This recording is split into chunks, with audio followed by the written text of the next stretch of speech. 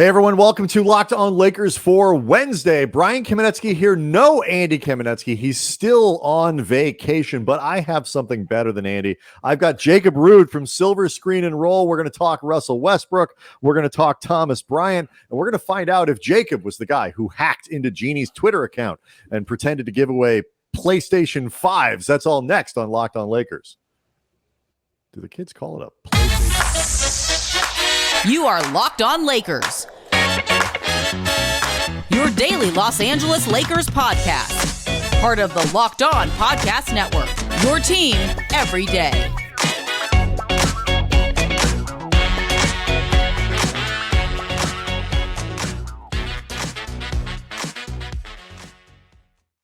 Thanks to everybody for making Locked On Lakers your first listen of every day. How about Locked On Hoosiers as your second listen of every day, hosted by our friend and guest today, Jacob Rude, who doubles.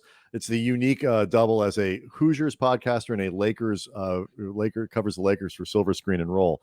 But go check out that podcast. Want to let you know that today's episode is brought to you by Bet Online. Bet Online has you covered this season with more props and odds and lines and all that stuff than ever before. Bet Online, where the game starts. And finally, one other thing to mention, again, August 27th, 11 a.m. If you are in LA, come meet us. Andy and I will be at the Doer Store, 170 South La Brea in LA at 11 o'clock. We're going to be taping a special mailbag show there, have some giveaways, all tied to our promo code Locked On 15. Again, 170 South La Brea. It's the Doer Store. These people, Jacob, you like pants, don't you? You wear pants sometimes. You're a pants guy. Yeah, the Zoom era might have limited the amount of times I have to wear them during the day, but everybody loves pants. Then there you go. Doer, shopdoer.com. You, Jacob, will find them to be, like everybody else, the most comfortable pants that you're going to be able to buy. Jacob is a writer at Silver Screen and Roll, does spectacular stuff. If anybody listening to this podcast, I'm sure has read his stuff. Really excited to have him on the show today. We have a ton of stuff we want to cover, including Russell Westbrook hiring a new agent. And I want to get Jacob's opinion on what he would do with Russ, because I've heard Andy's, and quite frankly, I'm over Andy's opinion on most things. But when we were talking about different subjects, you let on that you are a Thomas Bryant file, having covered him in school and then kind of followed him, obviously, with both Lakers and then with the Wizards. We've done a lot of scouting reports, Jacob, on different guys that the Lakers have brought back in, and kind of skipped Bryant because he's somebody that Lakers fans are familiar with. But at the same time, he's not necessarily the same player that he was when he was drafted by the Lakers. What was your reaction when they brought him in, and what do you think the Lakers are getting with him this year, that they could use? I mean, excitement was my first reaction, just because there is very rare IU Lakers crossover. So I obviously was really excited. Thomas Bryant was one of my favorite players at IU. I think he's going to become a fan favorite in Los Angeles just because of the passion that he plays with. I think back to when everybody remembers when game one of Magic's career, where Kareem hits the sky hook to win it and Magic's jumping all over him, celebrating and whatnot. That would be the type of reaction that Thomas Bryant would have in game one of the season. And that's just the type of player he's going to be for 82 games, however many games he plays. Biggest difference, though, with him is probably what made him most appealing to the Lakers this season is his shooting. When he was in Los Angeles last time, it was something he was working on. It was something he showed kind of some glimpses of, but it was not something at all that he had established in the NBA. And it was very much, a work in progress. He had shown it a little bit at South Bay, but once he got to Washington, that really became a big part of his game. And it was not on, it was on 2 attempts per game, which for a center is a good amount. And there was a 2-year stretch there, a 2-season stretch where he was over 40%. And so it was a respectable amount of shooting or percentage shooting on a respectable amount of shots. So I think that's the biggest thing. It's something the Lakers really haven't had, is just a true stretch five. They've had guys that can step out and knock down those shots. Marc Gasol, I guess Markieff Morris, whatever position you kind of considered him when he was there. But Thomas Bryant is the type of guy that will, like, defenses will pay attention to him out there, and that is different than Marc Gasol's three-pointers were typically wide open, and defenses didn't really account for him. I think with Thomas Bryant, defenses will account for him as a three-point shooter, and that opens up a dynamic of the Lakers offense that for the most part hasn't been there with the LeBron and AD era. Yeah, it's funny. Like, I went back and looked. I knew he didn't play a lot in his one season in LA. He was a 20-year-old. He spent a lot of time in the G League and all that. I didn't realize how little it was. It was only 15 games at 5 minutes a game. And so you talk about like not showing, the 3-point shooting on the ground. He shot 10% from three that year, but there was no time to see what he could be. The injuries have been a big issue. And he wasn't particularly good last year in Washington. Do you look more at the 2 seasons, like you mentioned, where he was above 40%, where he played, 45 games in 1920 and then got hurt the year after? Do you look at that as more representative of where the guy is going? The full season he played, the 72 games as a 21-year-old in 2018, 2019. Are you kind of willing to throw out, kind of not great results from last year? Yeah, I mean, it was almost exactly a year he was off from the it was the pandemic kind of shortened, condensed season that he got injured right at the beginning of it, and because of that, it was he hardly played, and it was almost exactly a year that he missed. And to come back in the middle of the season, middle of January, and try to kind of reacclimate to the game as a big man with a knee injury was always going to be tough. So I'm not surprised that the results weren't great. And I'm willing to write that off just because the sample size he had otherwise was so big. I mean, really his second, third, and fourth years in the league, although that fourth year was only 10 games, 128 games, he was a 37.4% three-point shooter, right there in the middle of his career from when he left Los Angeles to last season. So, which basically makes you like Ray Allen on this team.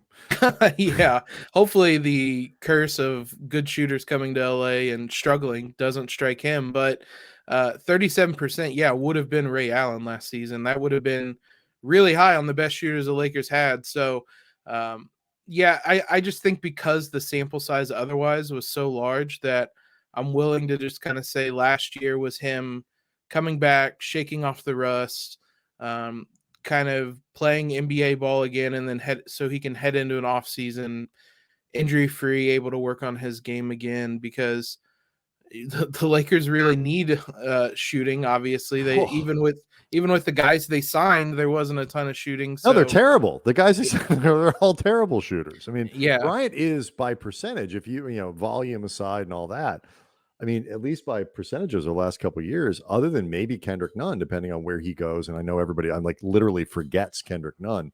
Yeah. Like I was watching that summer league game on ESPN where they showed the Lakers depth chart and Kendrick Nunn wasn't on it. Like they forgot about him. So it's easy to do, but like of the guys, certainly of the guys they signed, he's the best 3-point shooter. Do you expect him to start? I do. It'll be interesting. I don't know really. I part of me still thinks AD will start at the 5. I mean, I'm gonna hold out hope for that forever. If they want to play this 4 out 1 in that he talked about, it would make sense because Thomas Bryant can be the one to stretch the floor, and you can have whoever it is, AD, God forbid, potentially Westbrook or somebody as the 1 in. But I don't know. I really like Damian Jones too. They're 2 really different big men, though. I guess it really depends where they want to put, I guess, Anthony Davis and kind of what positions they want him in. If they want him more spaced out on the perimeter, then it's Damian Jones. If they want him more around the basket, then it's Thomas Bryant. It's going to be interesting. I honestly think you could make a pretty good argument for each. I would love to see Thomas Bryant start. I'm certainly not going to be against that. I'm not really sure yet what way they're going to go, though. Yeah, it's funny. Like, Damian Jones would recreate that sort of JaVale vertical threat thing that they had going. Whereas Thomas Bryant would be a little more like starting Marc Gasol, but the context of the rest of the team is so different. And like you said, hopefully there's still, because Kyrie or Buddy Hield or Myles Turner or whatever it is coming. That's actually something I want to get into. Kyrie Irving, Russell Westbrook has a new agent. Curious to see how that impacts where the Lakers go with him going forward, and what trade scenario do you, Jacob Rude, prefer? That's all next. But first, I want to let people know, again, August 27th, 11 a.m. at the Dewar Store, 170 South La Brea. That's where Andy and I will be at 11 a.m. recording a special broadcast built around mailbags, your questions. If you show up, you're there, you ask us some questions, and we'll incorporate in the podcast. And while you're there, and this is even more important, Jacob, because people like pants and people like comfortable clothes in general, you go to Dewar and you try the stuff on. You feel it, you touch it, you look at it, and what you're going to find is that these are incredibly comfortable clothes that are also incredibly versatile. The idea is performance, it's simplicity, it's clothes that adapt to what you're doing, whether that's a business meeting, got to go to the office, whether you're out on a hike, whether you're out with your kids. It's lifestyle clothing that crosses lifestyles and meets you where you are. It's staple items, a lot of neutrals that you can mix and match with anything else in your wardrobe. That's something that I really appreciate about it. So no matter how you get to the store, whether that is in person, 170 South La Brea, you walk in, you feel the stuff, you touch it, you try it on, or shopdoer.com online, no matter how you do it, 15% off if you use our code LOCKEDON15. Again, this is the most comfortable clothes, the most comfortable pants, the most comfortable shirts that you're going to find anywhere. And again, August 27th at 11 a.m., you come in. That's a Saturday. Meet us, participate in the podcast. We'd love to see you there. Shopdoer.com. LOCKEDON15 is the code. Locked On Lakers also brought to you by BetOnline. BetOnline.net is the fastest and easiest way to check in on all your betting needs. Find your favorite sports and events at the #1 online source for odds, lines, and games, reviews, news, and all that for every league, including Major League Baseball, NFL, the NBA, combat sports, esports, even golf, Jacob. It says that, even with an exclamation point. BetOnline continues to be the most the best online resource for all your sports wagering information, from live in-game betting, scores, and podcasts. Whatever it is, they've got you covered. So head on over to BetOnline today. Use your mobile device to learn more about the action happening today. BetOnline, where the game starts. So the big news with Russell Westbrook, he's still here, but he does have a new agent, Jacob. Jeff Schwartz replaces Thad Fouché. You've made the point when you wrote this up for Silver Screen and Roll that Schwartz is a bit of a buyout expert. That got everybody's attention for sure. How much do you think this agent change really matters for the Lakers and where they're trying to go with Westbrook? Right now, I don't know that it matters too much. I think it changes the scenarios if they are unable to trade him, because like you said, he is Jeff Schwartz. I didn't realize just the number of buyouts he's negotiated until started looking up his clients, started looking up, just Googling his name, and buyout's going to bring up a lot of different ones. I think the most recent one was Kemba Walker. Twice he's negotiated buyouts for him. Andre Drummond, obviously Lakers fans are familiar with. LaMarcus Aldridge, Blake Griffin, even back to Darren Williams. So it seemed when Russ and his previous agent parted ways that there's a difference of opinions on whether he should leave Los Angeles via buyout. Jeff Schwartz coming in, I think, paints a picture pretty clear that if all else fails, I really don't know that Russ is going to be on the team next season. It really seems like a buyout is probably far more likely than it was a couple of weeks ago. Eric Pincus wrote an interesting story about this, where he talked to different executives around the league. Eric Pincus from Bleacher Report, and about the ease of trading Russ, which scenario is better, what they should do. But like, just talking about this, should the Lakers bring him into camp? Even there's no real clarity. Andy and I both think that the Lakers just frankly aren't good enough to just let a talented guy. Westbrook isn't what he used to be. He is problematic. He is a hard fit, but he is still one of the better players on this team because the roster is relatively weak. And so to let my thought, I know Andy agrees, is to just let him go if he wants to try to make it work without at least attempting to see if they can make it work, to me is a mistake. If he doesn't want to stay, that's a whole different scenario. And he wants a buyout right away. That's a different deal. What's your take on that? Like, if Russ wants to at least come into camp, the Lakers can't trade him. Is it worth it to you? As Lakers fans want him gone, I think this is probably our least popular opinion that we have. It's interesting. My opinion's changed a couple different times. I just think back. I've said this a couple places. I think back to that exit interview where he just went like scorched earth and threw everybody under the bus and just like it wouldn't take any bit of blame. And among the guys he threw under the bus were LeBron and AD. So if he wants to come in and be part of the team, I think there's going to be some amends that have to be made with LeBron, with AD. And I mean, sacrifice is the word that keeps being used, and it was used last season by Russ himself. It was used by Darvin Ham. He's going to have to be willing to do that. There's just a lot of concessions that are going to have to be made on Russ's part that I just don't know how likely it is. In theory, I don't disagree that the Lakers aren't talented enough to let someone like Russ just not play. But the role that he would have most success in is a role I don't think he's going to take. Realistically, maybe off the bench would be his best role, Yeah. but I certainly don't think he's going to do that. So I don't think you can bring him into training camp. I think he has made it really, really clear that he did not like how last season went in a number of different ways, and kind of to the last point, hiring Jeff Schwartz, I think, is another kind of clear signal of what his intentions are before the season anyway. It's funny too. Like, none of this is any kind of endorsement on my part that I think it would actually work. Because the other thing that I think is, but I just think it's, if there's a 15% chance of it working, the Lakers aren't good enough to just let that go because they're kind of screwed either way. Yeah. You give it a month, and if it doesn't work, so be it. But the part that I think, to your point, in terms of playing the role, and you hear like what Darvin Ham is talking about with like being a guy who does the little things off the ball, being a defensive, guy that does, defensive pressure and really gets up and plays aggressively on that. I don't even know if he's capable of those things. Like, you're asking a guy at age 34 to do things that he has never done consistently on the floor. Andy and I go back and forth on this all the time. Like, he can be better. And I agree with Andy that better is better, but I don't think he can be good to the point where he can make a difference. This is just stuff that I think you just don't start doing it at this point in his career. So that's my other point of skepticism. I don't think he's capable of half the stuff that Darvin Ham talks about him doing.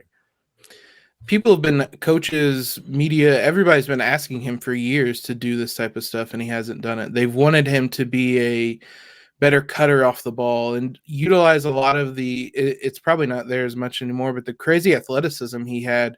There were a number of different ways he could utilize it, but he just didn't really want to. And it took, even in Houston, it took half a season of him playing awful basketball before he finally changed the way he played the game. Not ironic, or not coincidentally, I should say, it was some of the best basketball he's played in the last 5 years. But he just stubborn to a fault. And he just won't do that. So if he were to be a cutter, if he were to focus on defense, if he were to do a lot of these things, he's really good. It's just an odd small thing. He's really good in the dunker spot. Like, he knows where to be in those situations and and where to be for dump off passes and whatnot. He just doesn't do it. He won't do it. And the one game where he set screens for LeBron and was short rolling, and like that worked incredibly well, and then he just didn't do it again. So like I'm sure it's not because they didn't ask. Yeah, exactly. I'm sure Frank Vogel wanted to see more of that throughout the season, and maybe if he had written a thank you note for that bottle of wine, he'd done like 5 games for the short roll. Yeah, exactly. So I just don't think there's a willingness on his behalf to do those things. It reminds me of when Melo was out of the league for a year, that everybody was looking at it saying, you need to do this. Mm-hmm. And he wouldn't do it. He got exiled from the league basically for a year. And it was a reality check. And he came back and started doing the things that everybody said he needed to do. He needed to be a spot up 3-point shooter and just rely on that. And it extended his career for a number of years. That could be Russ's future if Russ wants that. But right now, there's been nothing to indicate in his however many years that he will make those sacrifices to extend his career. Last thing on this, before we get to some other stuff for the last segment, the live scenarios that are out there. There's the Kyrie scenario that maybe comes with Joe Harris or Seth Curry, or I hope both. I think if the Lakers are going to give up, both first round picks, they should demand as many live human beings as possible and not worry about things like salary cap, the salary cap for next year and cap space and all that. Like, get human beings on this team that can help you be competitive. That is my attitude. But of those basic, like the Brooklyn scenario or the Indiana scenario with Buddy Hield and Myles Turner, if you could pick one, assuming that what you give up is about the same, which one would you choose? I think it has to be Brooklyn. It's wild to me that, considering the years that each of them had on the court, at least, that Russ for Kyrie in any sense is on the table. Kyrie is a headache in his own right in a number of ways, but when he's on the court and when he's playing, he's still a top probably 5 point guard in the league. And there's no questions there with how he's going to fit. He's done it with LeBron at the highest level. He's going to come in and immediately vault this team into legitimate title contention. So I'm of the mindset that you do whatever you can to try to get Kyrie, whether it's 2 first-round picks and Russ and THT or whatever it is. If Kyrie's on the table, I think you have to maximize LeBron's title window, because it's gonna close eventually. Father Time, I think, will probably catch up to him. Well, I think that's less. Some of that's less about LeBron than it is about the team you can put around him. Like LeBron, if he's healthy, still plays at a high enough level to be that guy. We're all very curious about Anthony Davis, and the Lakers need him to be. To me, it's less about LeBron elevating. If it's really about, is AD the 15th best player in the league, the 12th best player in the league, somewhere in there, or is he one of those guys that you think of as a first team All NBA? Like, the difference between those things is vast for the Lakers in terms of their title contention. You mentioned LeBron. Got a couple questions about him as the extension is looming later this week. The Lakers can offer it. Will he accept it? That's next. So just to clarify, did you were you one of the people, Jacob, who got himself a PS5 Tuesday night as Jeanie Buss was apparently giving them away on her Twitter feed? I was not. I've had mine for a while. It was one of those tweets where it came across my timeline and I did a double check and I thought, somebody's hacked the account. And then I woke up on Tuesday morning and there was a new tweet up there. I'm like, guys, come on, we're better than this, right? So no, I was not the one. I was not one that bought a PS5 from Jeanie Buss. Do you think that worked? I mean, like, do you think anybody actually lost money to the Jeanie Buss Twitter account? Like, this was so obviously not an official Lakers tweet from Jeanie. Do you actually think there were people who were like, sweet, and it's for charity, no less, that I'm going to get this PS5 from Jeanie Buss? Yeah. So I've talked to people that have had their accounts hacked like that before. It's concerning the amount of people that fall for it. Now, she might have got more buyers if she said, this money is to help with LeBron's extension, or this money is to help with the salary cap impact of Kyrie, Joe Harris, and Seth Curry. But unfortunately, she probably did. But yeah, it's not even like a new one, like a new scam either. It's one that's been around for a while. But unfortunately, there probably were people that believed her. The sheer lack of ambition from the hackers here is stunning. It's a shame, actually. I mean, I understand why you can't leave those up, but it's a shame that they're gone because the quote tweets off of that, I spent a half hour just laughing my rear off at just the responses to this. It was so fun. It was and then just like how long it was up there before the Lakers finally, I think on Tuesday morning, sent out a note like, "Hey, don't send Jeanie money. Her account's been hacked." But it did take an awfully long time for them to respond.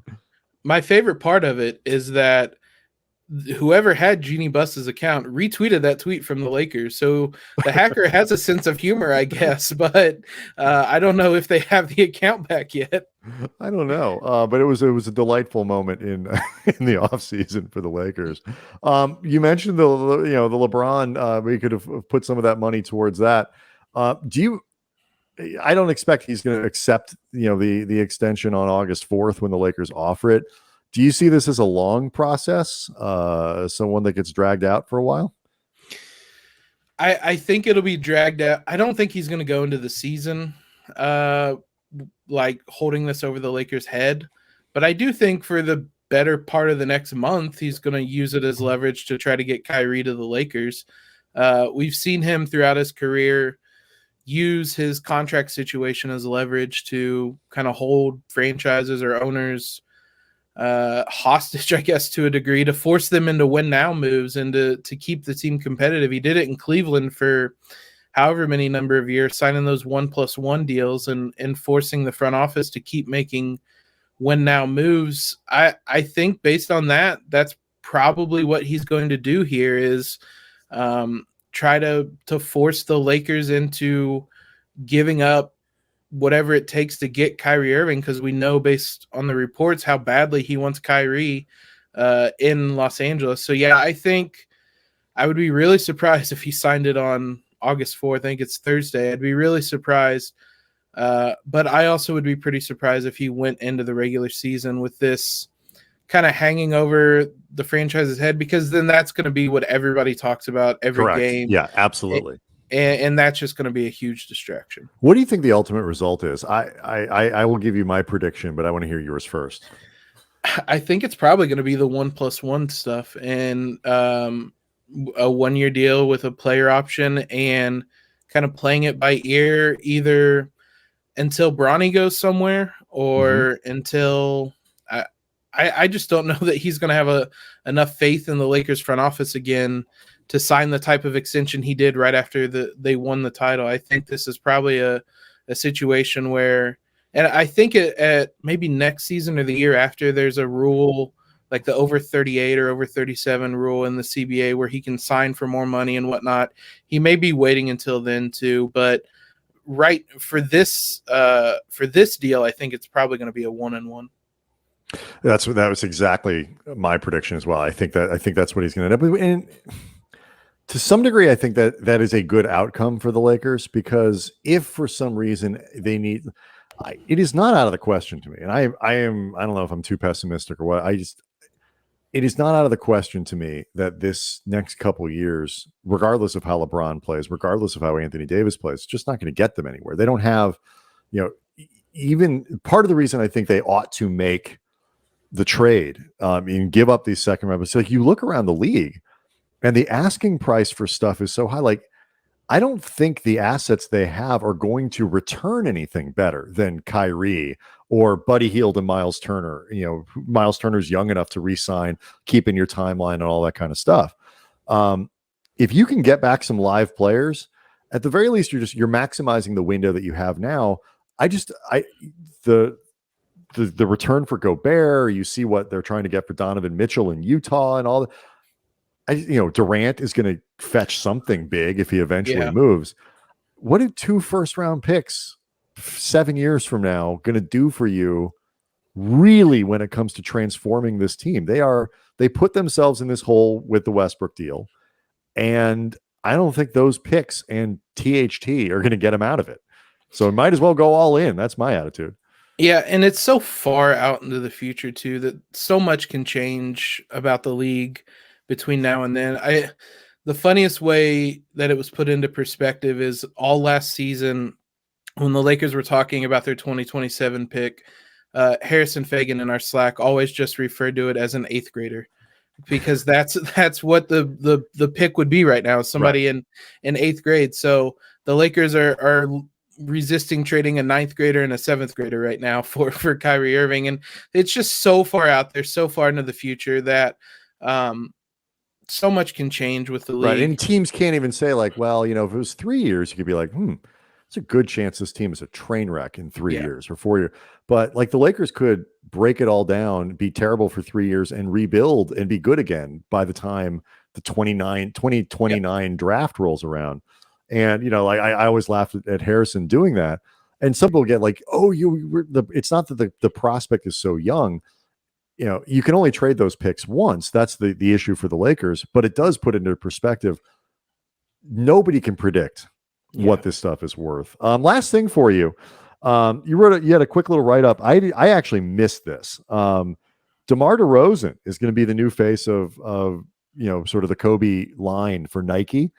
That's a cool fit. I'm not a shoe guy. I don't pay a lot of attention to this stuff. I am not probably as precious about sort of the lineage of Kobe and his shoes and all that kind of stuff as a lot of fans are.